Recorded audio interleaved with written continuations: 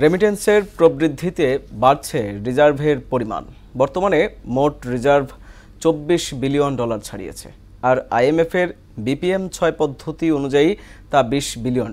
এদিকে ব্যাংকে 118 টাকায় ডলার কিনে বিক্রি হচ্ছে 119 টাকা, আর খোলা বাজারে প্রতি ডলার 120 টাকায় কিনে বিক্রি হচ্ছে 121 টাকায়। আরও জানাচ্ছেন রেজা খান। দেশে রেমিটেন্সের প্রবাহ বাড়ায় রিজার্ভের পতন ঠেকানো সম্ভব হয়েছে। বাংলাদেশ ব্যাংকের নানামুখী পদক্ষেপে রিজার্ভের নিম্নগামিতা রোধ হয়েছে।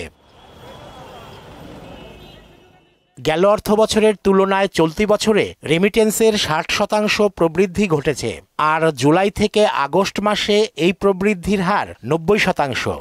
ফরেন এক্সচেঞ্জ রিজার্ভ ক্ষয় রোধ করা সম্ভব হচ্ছে, কারণ রেমিটেন্সের প্রবৃদ্ধি ঘটছে। গত অর্থবছরের তুলনায় এই অর্থবছরে প্রায় 60% প্রবৃদ্ধি হয়েছে। রেমিটেন্সের প্রবাহ বৃদ্ধিতে বাংলাদেশ ব্যাংক ও আইএমএফ এর হিসেবে রিজার্ভের পরিমাণও বেড়েছে। ফরেন এক্সচেঞ্জ রিজার্ভের পরিমাণ 24,300 মিলিয়ন মার্কিন ডলার। আইএমএফ এর BPM-6 অনুযায়ী এটা 20,000 মিলিয়নের কাছাকাছি। এদিকে খোলা বাজারে প্রতি ডলার 120 থেকে 21 টাকায় কেনাবেচা চলছে।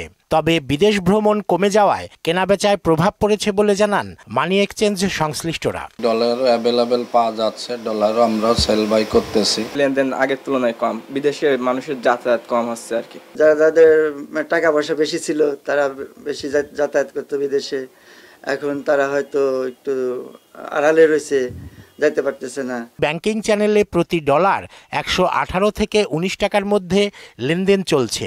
খোলা বাজারের সঙ্গে এই দামের পার্থক্য 1%-ও কম। ব্যাংকিং চ্যানেলে ডলারের যে দাম তার সাথে কার্ড মার্কেটের দামের পার্থক্য এখন 1%-এর চাইতেও কম।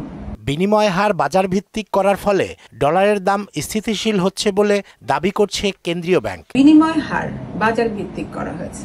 রেজা খান, মোহনা সংবাদ, ঢাকা।